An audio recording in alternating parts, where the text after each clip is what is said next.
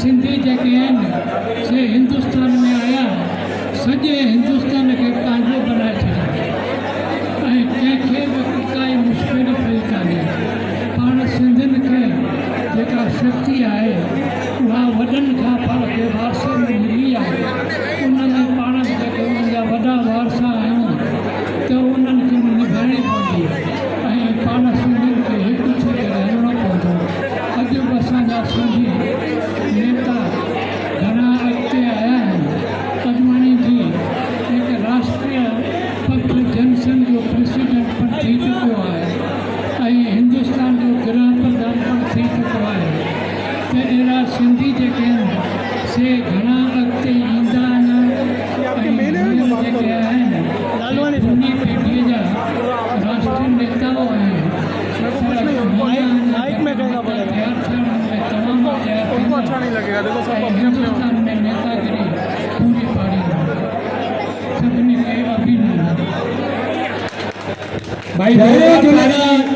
असांजे बाबा साईं जिन जे लाइ जूनागढ़ जा भीष्म पितामह असांजा लालवाणी साहिब ऐं माता रुक्मणी देवी सामाजिक संस्था जो 60 साल पुरानी संस्था जो साईं असांजो लक्ष्य इहो आहे हर शहर मां श्रवण कुमार ऐं हर शहर मां उहे वॾेरा ॻोल्हियूं जिन पंहिंजे समाज खे घणो कुझु ॾिनो आहे।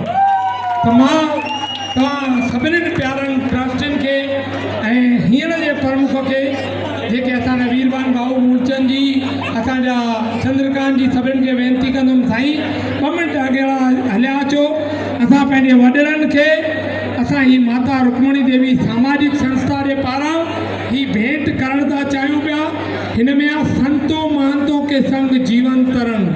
असांजी माता साहब चवंदी हुई संत उहो कान्हे सिर्फ़ु जेको घेरू कपिड़ा धारण करे, संत उहे बि आहिनि जेके पंहिंजे गृहस्थ जीवन मां जीवन कढी माण्हू दुकान था हलाइनि, कारोबार था हलाइनि, पर ही प्यारा अथव जेके पंहिंजे समाज जे लाइ उत्थान करण जे लाइ तव्हांखे जागृत करण जे लाइ ही मेला था लॻाइनि।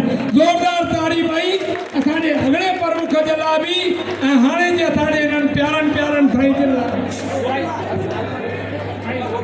हे लाल कयो